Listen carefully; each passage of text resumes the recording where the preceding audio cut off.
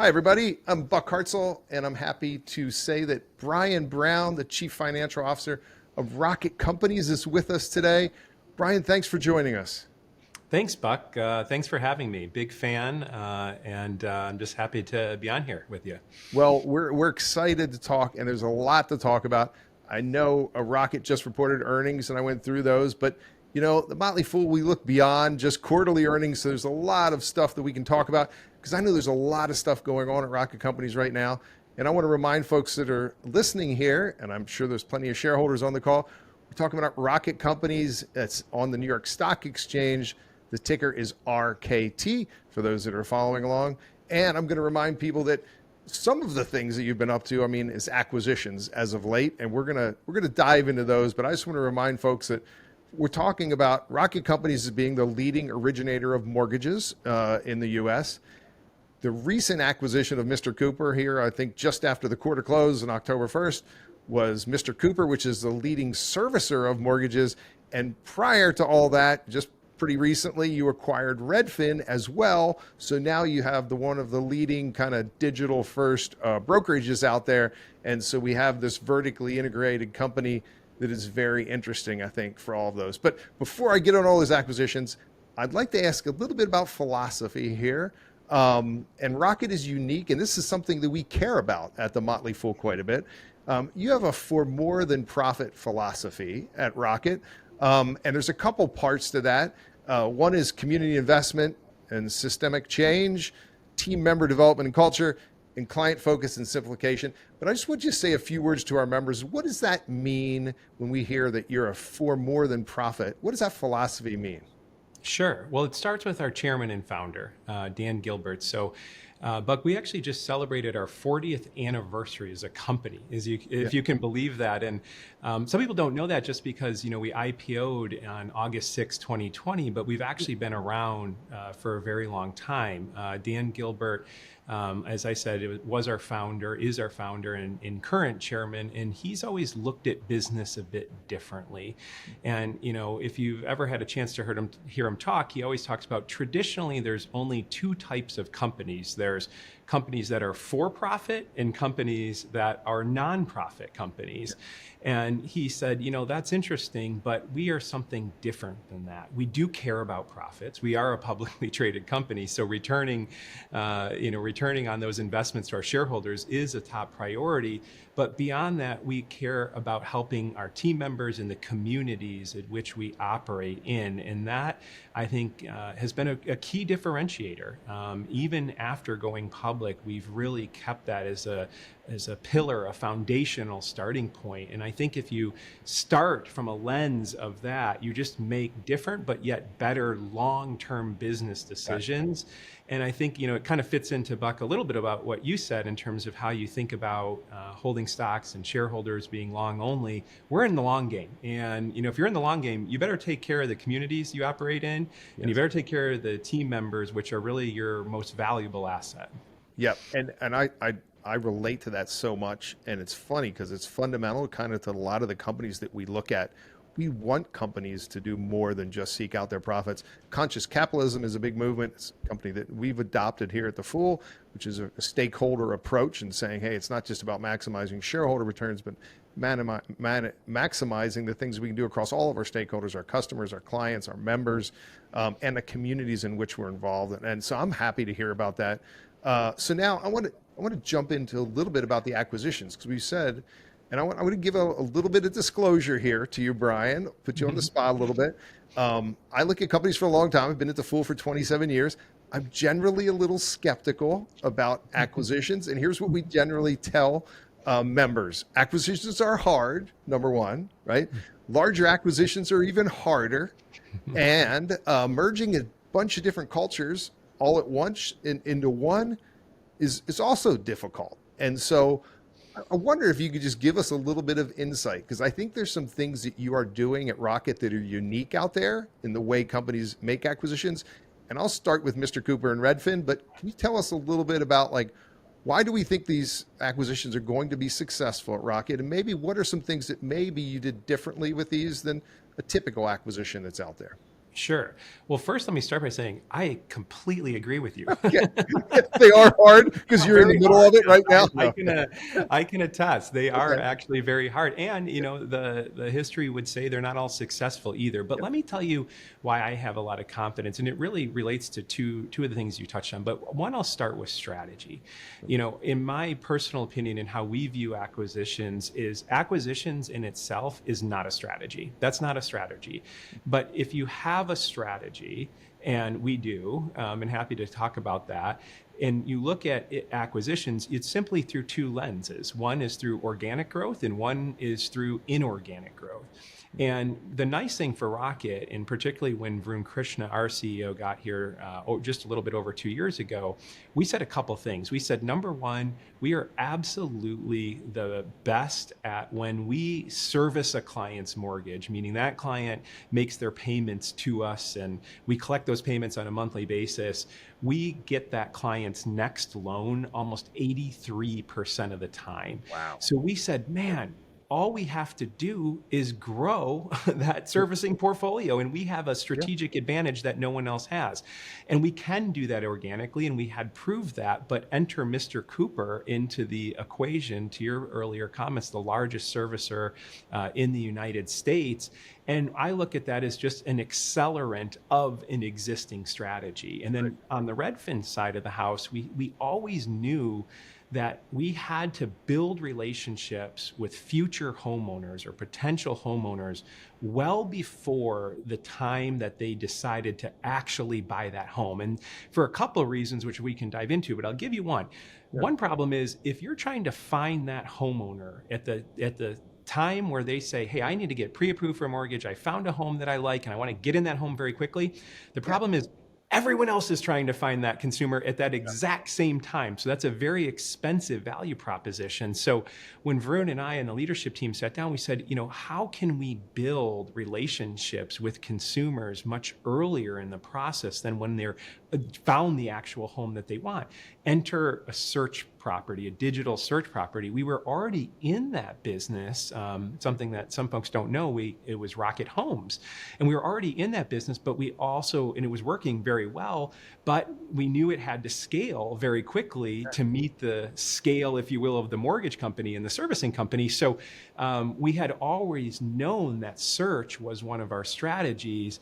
Acquiring the Redfin business was just an accelerant of that strategy. So the first thing I'd say on acquisitions is if you're using acquisition as a strategy, you're probably not doing it well. But if you have a principled strategy that you're executing on, you should always look at your organic opportunities and then your inorganic opportunities. So I feel good that this wasn't anything different than what we had originally set out to do. It just got us from one place to the next place much faster than if we would do organically. So I think that's one reason I have a lot of conviction in the success. But the second one, Buck, is what you said. Culture matters. And you started with, which I'm so glad you did, probably the most important question, which is really a cultural question for Rocket and being more than profit. If you talk to Dan, our founder, he will say the culture is our number one asset. And of course, the people that live and breathe that culture fit into that as well. So finding partners in acquisition that you have cultural alignment in is priority number 1, 2, and 3 before anything else. And in both of these examples, we took our time and we got to know the CEOs of the companies, which both of them, are now part of Rocket, Glenn Kelman and Jay Bray, but also their leadership teams, and got to know eventually, when the timing was right, the entire teams of the company, and got to see their culture and how they interact and how they view the world. And we were able, through that process, to know that we were mutually aligned. We had thought about the world. We came at it from different places. Redfin came at it from search, Cooper came at it from servicing, Rocket came at it from mortgage, but we all wanted to get to a similar spot. And we all knew that the market was broken and fragmented and the consumer wasn't taken care of. So once we were able to validate that alignment, I'll tell you, it makes the rest of the stuff seem much easier after that. Yeah, that's great. And so I want to emphasize those two things. One is the leaders of both Redfin and Mr. Cooper are still they're with Rocket now. And so we see so many of these acquisitions that it's like, okay, we've acquired you. Now we'll go run you better. See you guys, get out of here, right? Yeah. And I think you guys have added talent to your bench, which is great. And it seems like they're all philosophically aligned, which that's a great thing. And I think Peter Drucker is one of the great business thinkers of all time. I think he's written 30 some books, but one of the quotes that I love from Peter Drucker is culture eats strategy for breakfast. And I think as I look back at my investments over 4 decades now in the stock market, culture is hugely important. And that's why I led with that question, because the right leadership and the right culture, you're going to get into problems as a business. There's going to be speed bumps and there's going to be things that come along. The good businesses have the culture and the leadership to overcome those and actually capitalize on them a lot of times. A lot of times they're playing offense at a time where other companies are attracting playing defense. And I think that brings me a little bit to a question on the state of the housing market. Maybe we'll talk a little bit about the consumer. I'll throw a couple things out, and you guys have great information as well. I was on the Value Show earlier, and we talked about the state of the consumer. We had conflicting views. So one person said the consumer's really stretched, and there's a lot of companies that are saying in their quarterly reports that, hey, consumers are having difficulty. And I said, okay, well, I looked at a lot of lenders. I looked at a bunch of companies, and they're all saying, hey, write-offs are down, delinquencies are down, wages are growing faster than inflation. So the consumer's actually pretty strong. And so maybe you can give us a little update. I'll start with this and say existing housing sales are on pace for about 4 million units. Mm-hmm. That's about 1994, 1995 levels here in the United States. We have about 27% more people now in the US. And so give me an update from your view, which is really close. How is the consumer and how's the housing market right now? Yeah. So when I think about the market, you said it very well in terms of the data, but it's a very interesting dynamic because you have high intent consumers that want to buy homes out there, but they are struggling with affordability. And, when you talk about affordability, you have to have inventory come into that equation because part of it is rates, but the other piece of it is home prices and just the amount of available inventory. So when we study our consumers, we see a couple things. The first is important, which is there is no lack of interest from the American consumer in wanting to own homes. And, I'm sure, Buck, your investors know this, but for some that don't pay as close attention, whether you own a home or not is usually the single most differentiator of your wealth and your time of retirement and what you retire with. And the reason for that is just the equity that you build in the home. And most consumers realize that, even the younger demographics. The challenge is they haven't had an easy path to realizing that dream right now.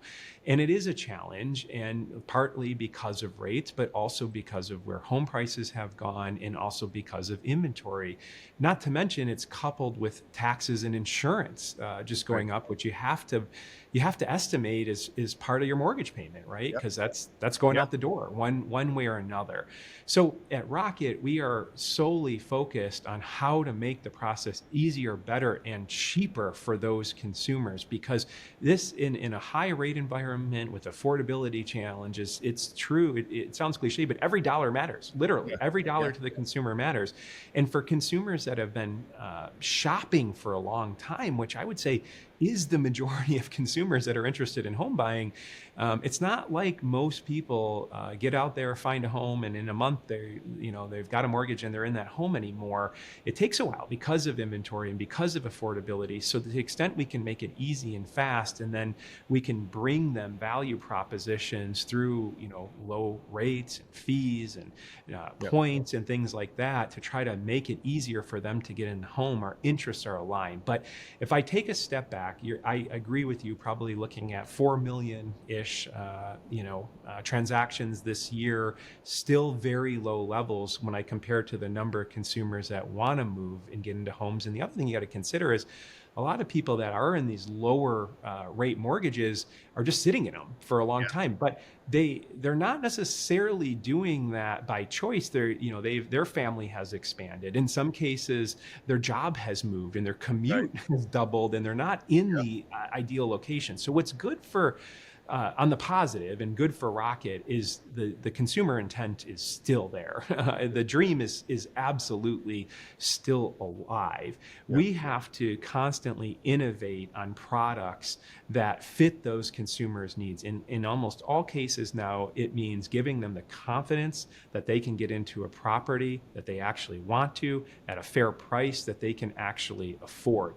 Just a little double clicking on the consumer itself, it's a really good question, and I know this might be an unsatisfying answer, but we get a lot of people calling us and interested in the consumer sentiment, but lenders aren't always the best, at least mortgage lenders aren't always the best to assess the consumers. And that's because mortgage payments are usually the last thing to go. We service a lot of clients' mortgages, they make their payments to us, and we haven't really seen any meaningful movement on delinquencies or people not making their payments. And that's sort of by design, right? Most people will forego other discretionary items, obviously, and then even as you get into the debt stack, some of those other debt items before their mortgage. But what I can tell you on a good note is we aren't seeing any decline in clients being able to get approved for mortgages yet. So if you think about underwriting a mortgage, you're looking at things like credit scores and assets and jobs, employment, we call it. No erosion there. It's not really a problem of consumers not being able to get approved for the mortgage. It's more the question, if you look over time, we're at levels where more of your discretionary income is being eaten up by your mortgage and your property in taxes, right? So it's not that they aren't able to get qualified, they're just having to make other sacrifices to get into the home. And I think we would argue, and others too, that they're probably the right sacrifices. It depends for every consumer, but to have an ability to build equity and create long-term wealth for your family is generally a good thing, but it is definitely a sacrifice when you compare it to disposable income. Yep, we've definitely seen some weird numbers. We had the quick raise in interest rates, which usually you think, would really impact housing prices. Yes. But housing prices went up because there was so little inventory. And I'm like, has anybody seen this? We're like literally among our analysts. And I'm like, how many consecutive raises and then housing prices keep going up because so many people were locked into a 3.5% mortgage or lower. And so there just wasn't much inventory. I think that's starting to loosen now. I think we're starting to see a little bit more inventory come on to the market. That should help. We've also seen interest rates now down, 30-year rates between 6.1 and 6.3. So that's down about 40 basis points. That should help on the affordability front. I would think we would start to see some more things come through the pipeline. I think also one other, and you may not have a thought on this, but I think one thing that we saw recently was there were about 15% of buyers backed out of home deals. So they had made purchases, and that's a pretty high number. And there was a lot of speculation as to why that was. And as you mentioned, I don't think it was that they were approved for it. It usually came, I think 70% was from the home inspection. And maybe because of affordability issues, people were looking at maybe a little cheaper houses than the other normally would, and they needed some work. So maybe when the home inspection came through, it was like, hey, you're going to need X amount, thousands of dollars worth of work here, and maybe the seller wouldn't give it to them. But anyhow, do you have any thoughts on that, on why people were backing out of deals at a little bit of a higher rate here recently? I'd only be speculating, but I would say what you said makes a lot of sense in the sense of, I don't think people have saved a lot of money to do repairs and things in a lot of cases, right? They're on the edge in terms of this is the amount that they believe they can afford in their mortgage and their property taxes and their insurance. And if they go through a purchase and the inspection comes back with something, and to your point, the seller's not willing to have any concessions, and they're like, this is what I budgeted, and I'm not comfortable going above it. And they've probably been in market a long time, and they're just not willing to do it, which is probably a good sign, because that means that they're making the right financial decision. Yeah, because if you're already making your first home purchase and you need to redo a kitchen and a bath and something else, and it's another $50,000, you probably don't have that because you've saved up for the down payment. And that's one of the reasons I think we saw typically new home sales with about 9% of sales, and and they jumped quite a bit during this time period because people can get in a new home. They were also a little flexible. They could buy down their mortgage or get a little bit better rate, and Yeah. they didn't have to put any money into that house for a while, which said, hey, I know my payment and I'm pretty good. So new homes have helped for sure. Okay, so I want to go back a little bit to Redfin now, which is a company, as you mentioned, filling the kind of top of the funnel. We had some interesting stuff on the conference call there. In September, 500,000 Redfin users started applications for home financing. That was more than double what you saw in July. 13% of Rocket Mortgage closings were clients who both use Redfin and Rocket. And the attach rate on Redfin's buy-side clients using Rocket Mortgage is now 40%. That's up from 27% earlier. So I just like to say, for those of us following along from acquisitions, these are 3 good data points. Is there anything besides that or some specific things that shareholders should watch going forward to know that this particular acquisition has been working well for Redfin? Yeah, for Redfin. Yep. Yeah, great question. Thank you. Yeah, I think one other thing I'd highlight is we did come out on our last earnings call and say that we have our total synergy target on the expense side of $140 million. Only 4 months in, That's we great. have now we will fully realize that in the fourth quarter, which, I think we laid out a 2-year time frame for full expense synergy. So to your point, it's going really, really well. One thing I always think about too, and sometimes I think shareholders don't give us enough credit for this, is it's really mortgage attach is really exciting to your point, and we're well ahead of plan there. We said our goal was 50%. We're already at 42. Again, 4 months in, and that's really exciting. And I don't want to downplay that, but if you think about Redfin, and you think about 50 million monthly active users, to your point, building a really nice top of funnel. Some of them will want to connect with a Redfin agent. And when they do, driving that mortgage attach is really, really exciting. Yes. But I'll give you something that gets me even more excited, which is just showing mortgage is an option on the Redfin digital property, whether or not you're going to connect with an agent. And that's that 500,000 that you mentioned. That's really, really exciting because yes, in a perfect world, we'd love to connect you with a Redfin agent. I think they're some of the best agents in the country. They know the business really well, and they're really good at helping you understand how using the mortgage and the brokerage together can provide a really good value proposition to the consumer. But there's a whole host of people that have relationships with agents, and that's okay too, right? And there might be a family member, it might be a friend, it might be a neighbor, and they want to use that agent. But now they're starting to get to interact with mortgage right there on the digital property. And we estimate that Redfin will see about, if we take that 4 million number, let's say, of real estate transactions this year, 20 to 25% of the consumers that will transact in any given year will have been on the Redfin property. Right. So you want to talk about a great place to start building relationships with consumers, both in terms of maybe the real estate brokerage, but also just in terms of the mortgage, which you may or may not have ever had a chance to interact with again. I think that's one of the a bit more overlooked plays. I mean, that 500,000 number is so powerful, and I think it surprised a lot of people. But then when you take a step back and you say, well, but there's 50 million people coming to the site every single month, and not all of them are going to buy a home this year. There's no question. We just talked about the 4 million number, but there's a lot that are really interested. And just one thing I'll leave you with, Buck. You mentioned a lot about the consumer. So just to come back to that, consumers are different now. They're shopping for homes and looking for homes in a much different way than if you and I were talking 10 years ago, for example. Right. So think about, a younger demographic consumer. They start their search online, period, right? Yeah. Then at some point, particularly for a first-time home buyer, they have to know how much they can afford, right?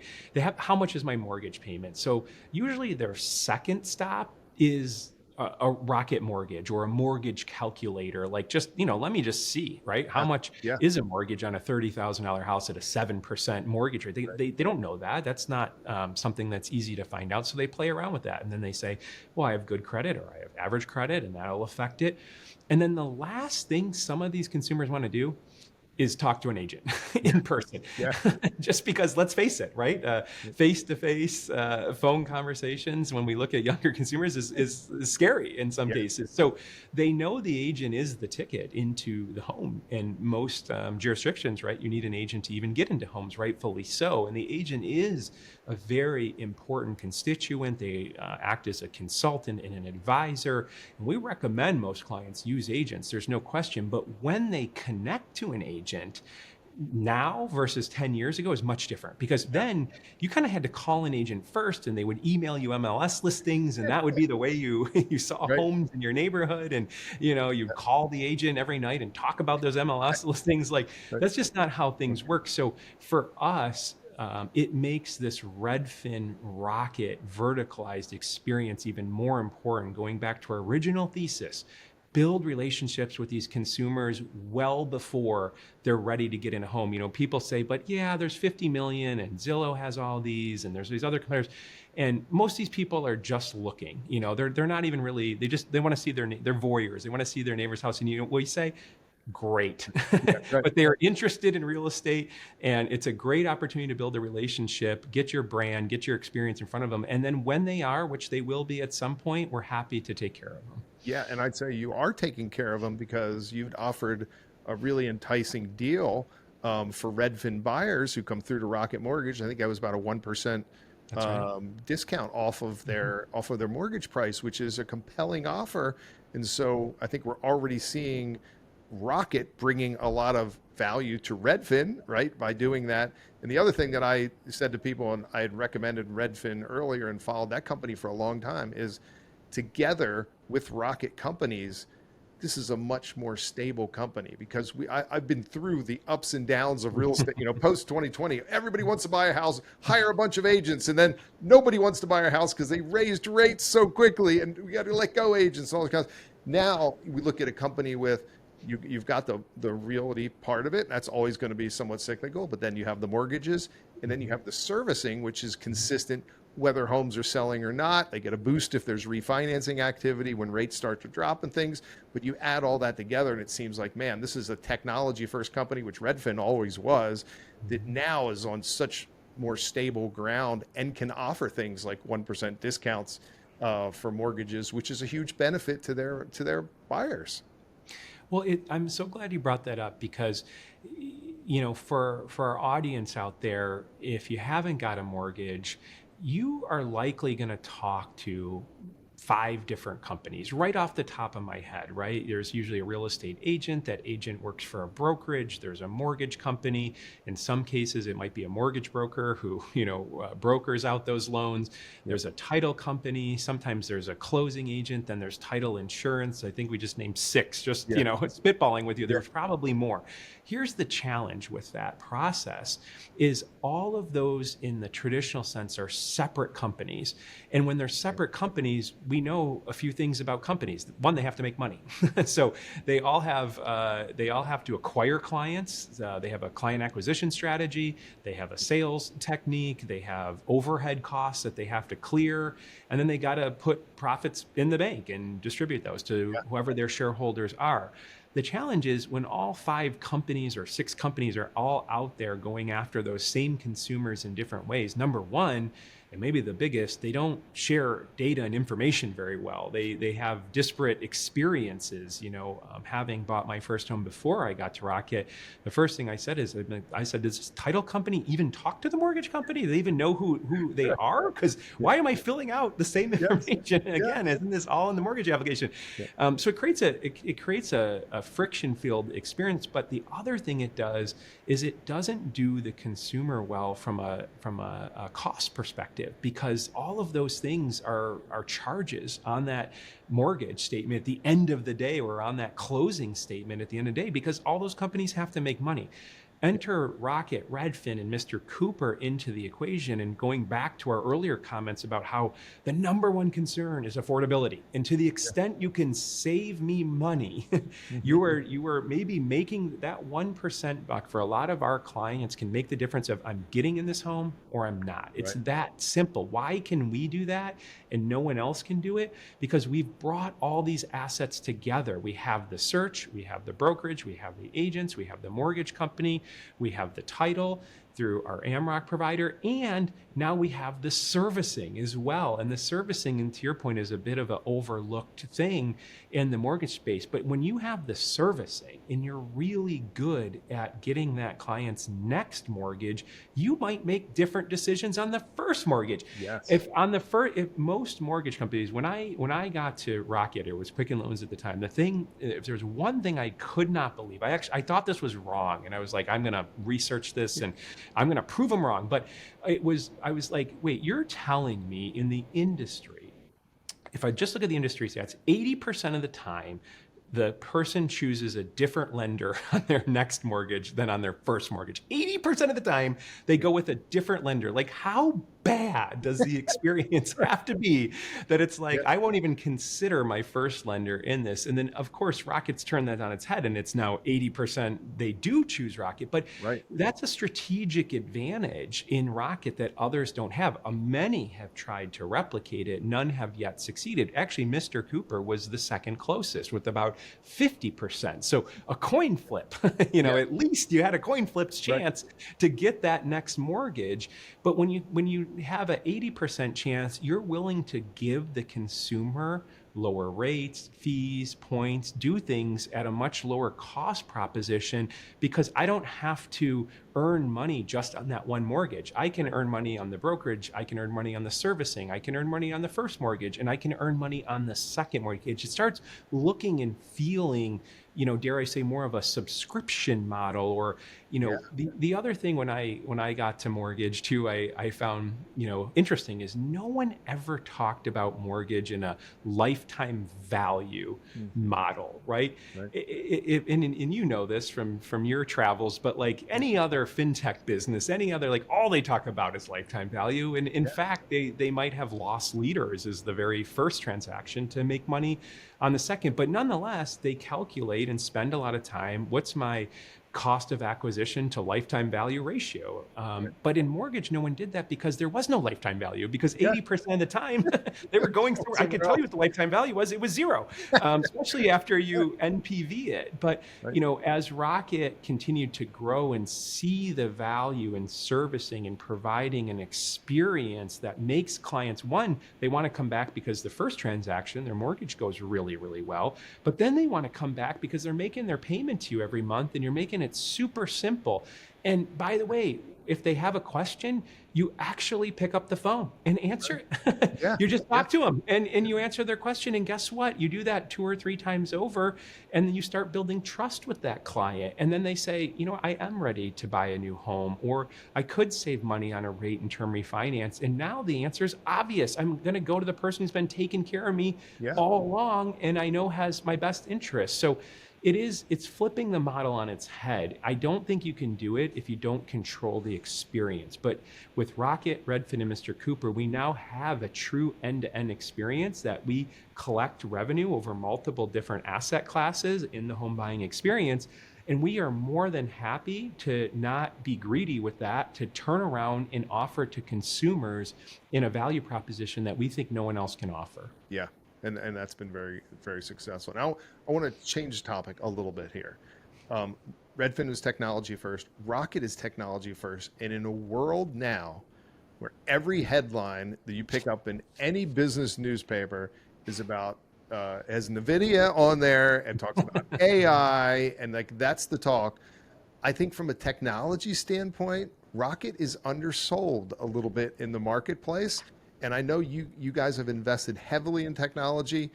You're one of the leaders in AI in a space where I think a lot of your competitors aren't investing. So can you just kind of give our listeners a little overview of Rocket and how you think about technology first, and then also how you're incorporating artificial intelligence? Because so much today is like, we'll spend it. It's kind of like Field of Dreams. will spend it and they will come, which we're hearing huge amounts being spent. But I think Rocket's such of a large company with so much data that it's a perfect fit for AI and all of its uses. So maybe you can give us a quick overview of technology and AI at Rocket right now. Sure. I got to say, again, it starts with our chairman and founder, because before that was even a popular thing to say you're technology, he used to tell us, I remember when I first got here, he'd say, we are a technology company that happens to do mortgages.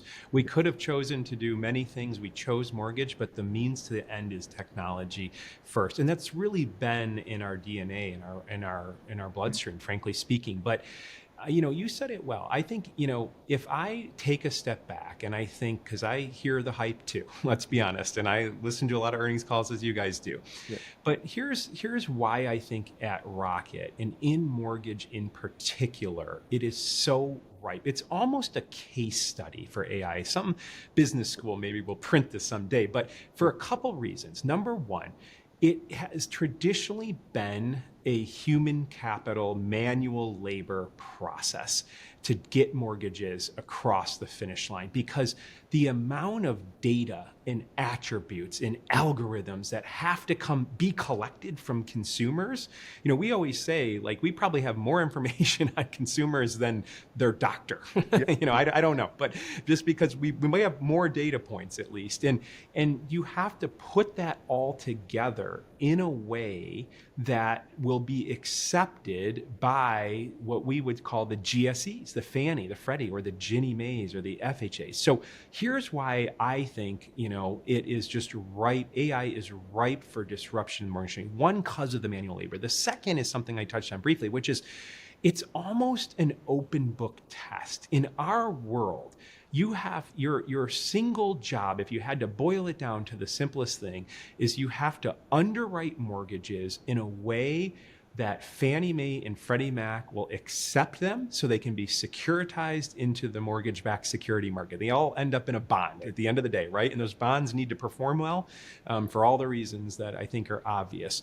But the standards are set by the GSEs. So if you think about it, what is AI really, really good at? It's very good at interpreting standards, particularly standards that are written down and that are available from these GSEs. These are published documents, right? Mm-hmm. What else is it very good at? It's very good at workforce management and logistics, right? Collecting data and information and processing that at a clip that, frankly speaking, is just faster than humans have been able to do it in the past. And the third advantage, I would say, which you touched on, and I think most would agree with this, is data. I get asked a lot on my earnings calls and from my investors, well, isn't AI going to make this actually easier to replicate? And while it's a fair question, Rocket is, in my estimation, one of the only companies in our space that has a proprietary loan origination system, and now, with the addition of Mr. Cooper, a proprietary servicing system. Yep. In almost all cases, Buck, I'm talking big banks to small lenders, they use outsourced technology.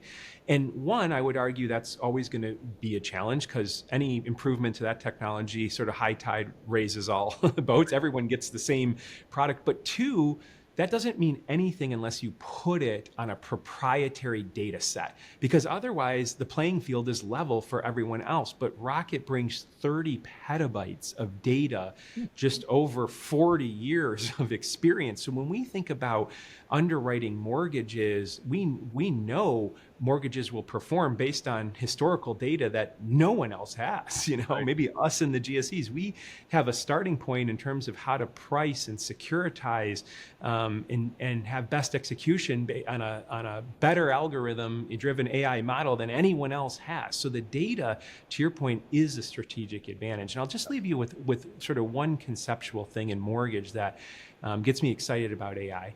On every mortgage today, and this has been true for many, many years, you really need two things. You need a licensed loan officer, and you need a licensed or certified underwriter. On every single mortgage that's delivered to a GSE, you need those two licensed individuals on it.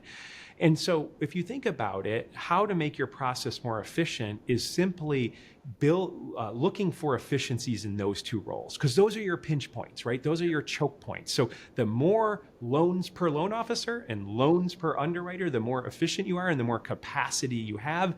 And generally speaking, the less cost structure you have. Traditionally, what mortgage companies of the past used to do is, since those two individuals were your most expensive people and obviously highly valuable because they bring a really good skill set, they would build functions around them to make them more efficient. So that's where the idea of loan processors came from. And that's where loan officers used to have assistants, right?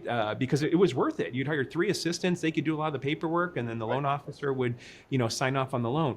But if you think about what AI is doing, is it's actually replacing all of those support systems by being the support system and doing it more efficiently. So as I take a step back, I'll be the first to appreciate there's a lot of hype, but I would also be the first to tell you, and I'm a CFO, Buck, so I'm skeptical by nature, particularly around the one then. Okay. Yeah.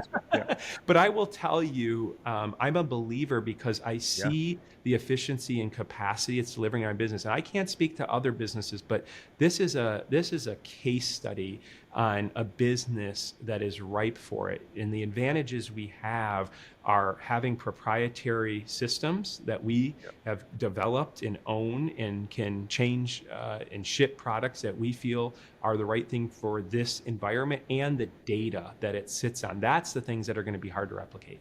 Yeah, and that makes a lot of sense. We've talked about that. I mean, there's a lot of businesses, I think, out there today with we're really the top of the first inning in AI development here. The companies that possess that unique data insights are the ones that are probably going to reap the most amount of benefits. And I think certainly Rocket is in a great position for that. So I want to go into a couple more questions, and then we're going to wrap up with some fun ones. Vertically integrated, we've talked about that with Mr. Cooper, and we've talked about some good things. You've mentioned recapture rates, and I just want to kind of throw this out there again for folks. Rocket's recapture rate is 3x the rest of the industry. If that doesn't tell you that you're doing something right, I don't know what does. That's pretty impressive. Is there any other, we talked about the 3 parts, Mr. Cooper, Redfin, and Rocket. Is there any other parts that you see or the leadership team see as this is a gap where we'd like to fill with a potential future acquisition, or an area where we could get better at? We feel at this point that we have the assets that we need to be successful, frankly speaking. You never say never. But again, I think it comes back to that strategy, and the strategy has not changed. It's continue to build top of funnel, build relationships before consumers are actually in the home buying process. And it's, do really, really well through that servicing organization by, to your point, 3x recapture.